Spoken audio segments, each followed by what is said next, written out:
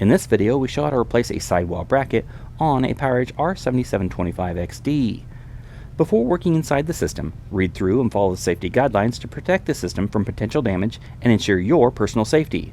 For more information about safety guidelines, see the service manual at dell.com/support. With the cover, air shroud, and fan cage assembly removed from the system, to remove a sidewall bracket, first disconnect any cables that are going through the sidewall bracket to the system board.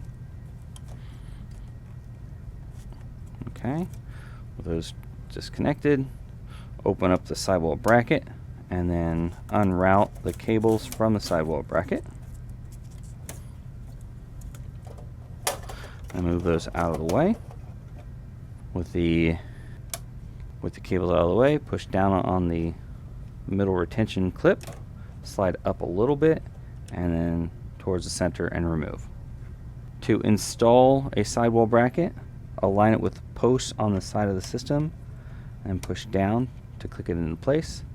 Then open up the bracket to then rerun your cables through the bracket and through the side cable channels, and then reconnect them to the system board.